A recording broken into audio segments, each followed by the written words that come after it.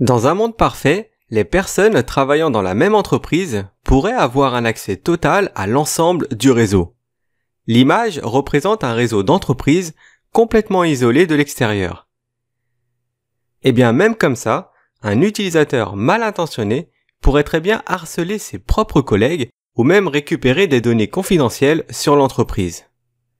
De plus, ce type de configuration, limitée et cloisonnée, n'est plus du tout utilisé de nos jours.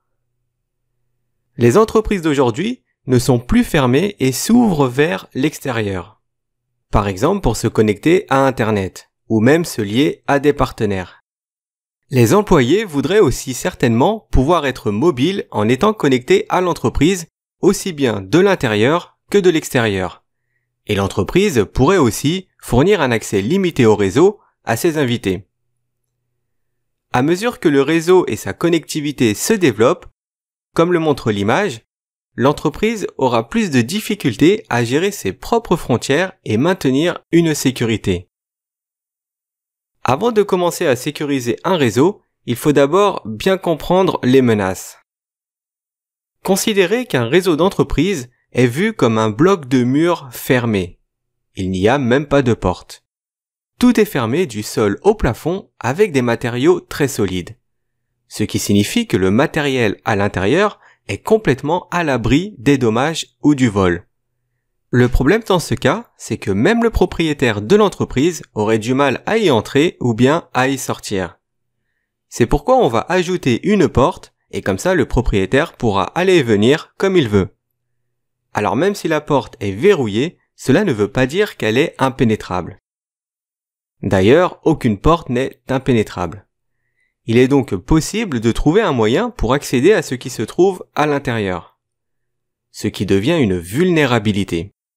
En d'autres termes, dans le domaine de la sécurité, une vulnérabilité est tout ce qui peut être considéré comme une faiblesse qui pourrait compromettre la sécurité, que ce soit sur les données ou bien même les performances d'un système. Dans l'exemple de la porte verrouillée, personne d'autre que le propriétaire avec sa clé ne peut ouvrir la porte à moins qu'un outil autre que la clé ne soit utilisé. Par exemple, un pied de biche. Cet outil peut donc être utilisé pour exploiter une vulnérabilité. Dans le monde de l'informatique, cet outil peut être vu comme une faille. Alors techniquement, une faille, comme le pied de biche, n'est pas forcément dangereuse en soi. Sauf si une personne malveillante venait à exploiter cette faille.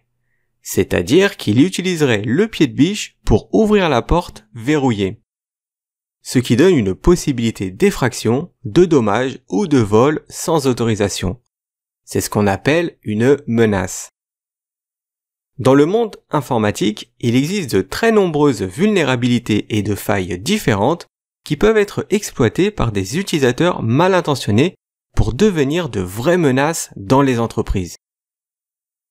Dans la suite du cours, nous allons voir et détailler différentes menaces ainsi que certaines techniques à utiliser pour éviter ou contrer les activités malveillantes.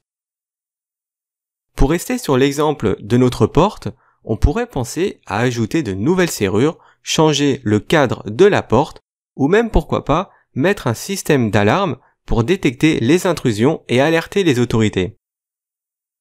Vu que les réseaux d'entreprises d'aujourd'hui contiennent de nombreux équipements fonctionnant ensemble, leur sécurisation peut devenir une tâche assez complexe.